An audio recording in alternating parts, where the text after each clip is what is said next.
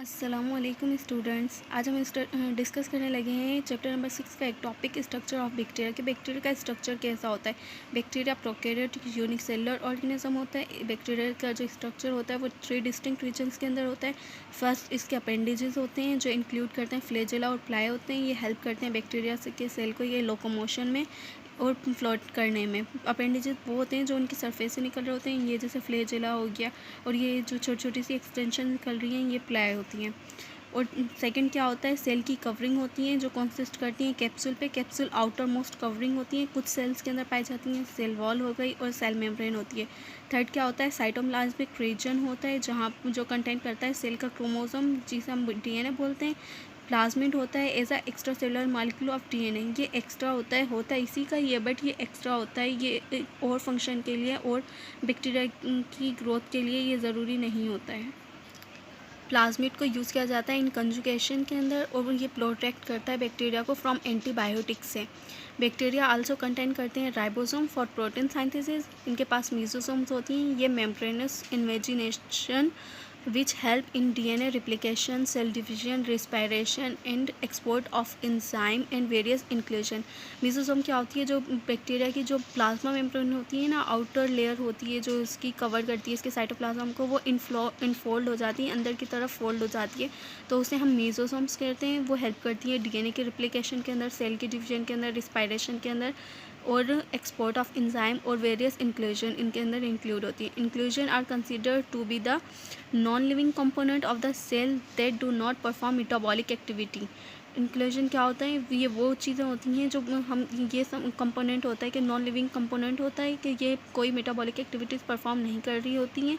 Not bounded by membranes, और ये membrane bound नहीं होती हैं। Most common inclusion are glycogen हो गया, जैसे लिपिड ड्रॉपलेट्स हो गए, क्रिस्टल्स हो गए और पिगमेंट्स हो गए। जनरली बैक्टीरिया का सेल रहता है, इसके पास 2 प्रोटेक्टिव कवरिंग होती हैं। आउटर की सेल वॉल होती है और इनर सेल मेम्ब्रेन होती है। कुछ बैक्टीरिया के पास third outer most protective covering होती है जिसे हम ग्लाइकोकोलेक्स बोलते हैं, जो सेपरेट करती है बैक्टीरिया के सेल को फ्रॉम इट्स सराउंडिंग से। Glycocalyx may be condensed to form a capsule and slime. Glycocalyx के 2 टाइप्स होते हैं, कैप्सूल और ये स्लाइम होती है, which is soft sticky according to surrounding environment. जो इसके इन्वायरमेंट के मुताबिक होती है, सॉफ्ट भी होती है या स्टिकी भी होती है, चिपकने वाली भी होती है। कैप्सूल होता है, कैप्सूल ये फॉर्म करता है ग्लाइकोकोलेक्स रिलेटिवली टाइटली एसोसिएट होता है ये बैक्टीरिया के साथ, बैक्टीरिया सेल वॉल के साथ ये टाइटली एसोसिएट होता है। अगर ये कैप्सूल होता है ये प्रोवाइड करता है स्टिकी और gummy nature to the cell wall को, जबकि जो स्लाइम होता है ये लूजली अटैच्ड होता है और ये सेल वॉल को स्लाइमी और सिल्पी नेचर प्रोवाइड करता है बैक्टीरिया को, which is formed by polysaccharide. ये पॉलीसेक्राइड बनाते हैं, जो ग्लाइकोकोलेक्स है ये पॉलीसेक्राइड की बनी हुई होती है, पॉलीपेप्टाइड की बनी होती है, हाइलोरोनिक एसिड की बनी होती है इन डिफरेंट स्पीशीज़ के अंदर। मोस्टली कैप्सूल आर हाइड्रोफिलिक होता है, ज़्यादातर जो कैप्सूल होता है वो हाइड्रोफिलिक होता है। ये प्रोटेक्ट करता है बैक्टीरिया को फ्रॉम डेसिकेशन से।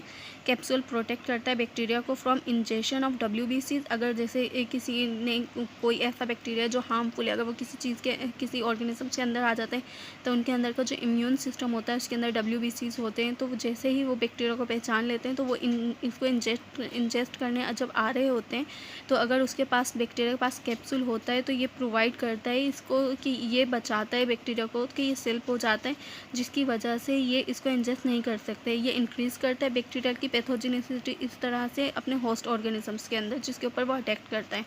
इन अदर फंक्शन ऑफ ग्लाइकोकोलेक्स का क्या होता है, ये कि प्रोमोट करता है एडिशन की प्रॉपर्टी को, एडिशन चिपकने में मदद देता है with each other and form biofilms बनाता है। ये biofilms bonding become more resistant होती है और हार्ड होती है टू किल।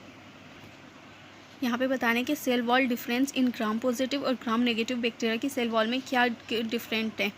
ये इन्होंने ये बताई टाइप्स बताई हुई हैं कि कितने तरह के इनके अंदर डिफरेंस है। ये ग्राम रिएक्शन बताया हुआ है इन्होंने, ये ग्राम पॉजिटिव बैक्टीरिया और ये gram negative bacteria. Gram reaction क्या होता है, retain crystal violet dye and stain blue और पर्पल ऑन ग्राम स्टेनिंग। इनके अंदर ग्राम पॉजिटिव के अंदर ये वाले कलर्स यूज़ किए गए थे, जबकि जो ग्राम नेगेटिव बैक्टीरिया था उसके अंदर accept safranin after decolorization and stain pink और रेड ऑन ग्राम स्टेनिंग। ये बोल रहे हैं कि जब सेफरिन डिकलराइजेशन गई थी, ग्राम नेगेटिव बैक्टीरिया की जब डिकलराइजेशन की गई थी, जब हमने उसके अंदर सेफरिन लगाया था, सेफरिन एक तरह की इंक होती है, जब हम इनके अंदर डाला था तो इन्होंने वो कलर एब्जॉर्ब कर लिया था, एक्सेप्ट कर लिया था, फिर हमने उसको स्टेन किया गया था पिंक से या रेड कलर से। तो जो ग्राम पॉजिटिव का कलर होता है, बैक्टीरिया कलर होता है, वो ब्लू होता है या पर्पल होता है, और जो ग्राम नेगेटिव का कलर होता है वो पिंक होता है या रेड कलर होता है। सेल वॉल की थिकनेस कितनी होती है? ग्राम पॉजिटिव की 20 to 80 नैनोमीटर थिक होती है, और जबकि ग्राम नेगेटिव की जो होती है 8 2 नैनोमीटर थिन होती है।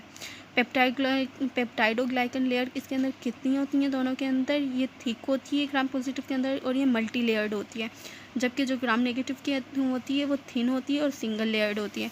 रिजिडिटी एंड इलास्टिसिटी किसके अंदर कितनी होती है? रिजिड एंड लेस इलास्टिक होती है। ग्राम पॉजिटिव की बैक्टीरिया रिजिड भी होता है और की सेल वॉल रिजिड भी होती है और लेस इलास्टिक होती है, जबकि ये जो ग्राम नेगेटिव की ये लेस रिजिड होती है और मोर इलास्टिक होती है। आउटर मेम्ब्रेन कितनी प्रेजेंट होती है? इसके अंदर ग्राम पॉजिटिव के अंदर आउटर मेम्ब्रेन एब्सेंट होती हैं, जबकि ग्राम नेगेटिव के अंदर प्रेजेंट होती हैं।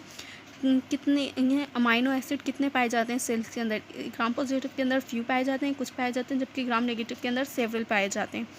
Aromatic and sulphur containing amino acid in cell wall कितने होते हैं? इसके अंदर एब्सेंट होते हैं और इनके अंदर प्रेजेंट होते हैं ग्राम नेगेटिव के अंदर। टिकोइक एसिड इनमें ग्राम पॉजिटिव के अंदर प्रेजेंट होता है और ग्राम नेगेटिव के अंदर एब्सेंट होता है।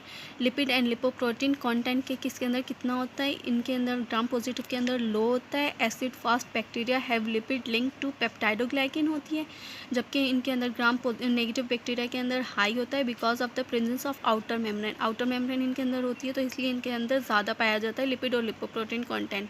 Cell wall disruption by lysozyme, lysozyme से ये सेल वॉल इनकी डिस्टर्ब होती है क्या? इनकी हाई होती है, ज़्यादातर होती है, इनकी लो होती है क्योंकि ये रिक्वायर करते हैं pre treatment to destabilise outer membrane. Examples कौन से हैं इनके ग्राम पॉजिटिव बैक्टीरिया के? स्टैफिलोकोकस हो गया, स्ट्रेप्टोकोकस हो गया, बैसिलस हो गया, क्लास्ट्रिडियम इंट्रोकोकस। जबकि जो ग्राम नेगेटिव बैक्टीरिया के एग्जाम्पल्स हैं वो इकोलाई हो गया, सल्मोनेला हो गया, क्लेब्सिला हो गया, प्रोटस हो गया, हेलिकोबैक्टर हो गया और सीडोमोनास। आई होप स्टूडेंट्स आपको ये लेक्चर समझ में आया होगा, तो काइंडली शेयर करें और सब्सक्राइब करें डॉक्टर शांजे लेक्चर्स को।